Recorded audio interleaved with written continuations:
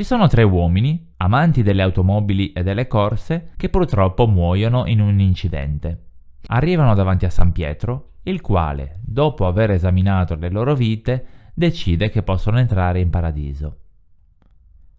Timidamente, uno dei 3 si gira verso il custode del paradiso e gli chiede: «Scusi, noi avremmo un piccolo desiderio. Abbiamo dedicato la nostra vita ai motori e vorremmo, se possibile, avere una macchina anche qui».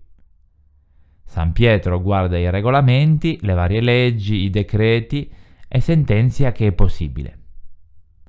L'unica cosa è che qui in paradiso funziona così. La potenza del mezzo di locomozione che vi sarà dato, in questo caso la macchina, sarà inversamente proporzionale alle vostre avventure galanti. Perciò più donne avete avuto, più la macchina sarà di piccola cilindrata. Il primo allora dice: «Ma io in effetti mi sono divertito, ho avuto le mie storie, alcune importanti, alcune no. In totale saranno state una quindicina».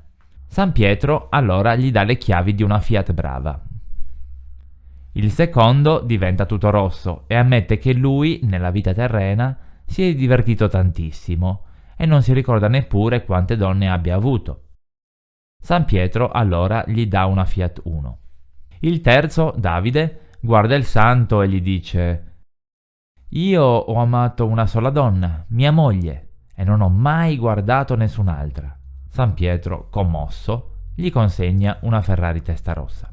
I 3 amici, contenti, incominciano a girare per il paradiso. Ogni tanto si incontrano, si salutano, fanno delle gare, ovviamente vince sempre Davide, e la loro vita scorre tranquilla fino a quando un giorno i 2 amici vedono Davide seduto su un marciapiede, che piange come un bambino. Allora i 2, preoccupati, scendono dalle loro auto, si avvicinano e gli chiedono cosa è successo e come mai un'anima del paradiso, che per di più ha una Ferrari, piange.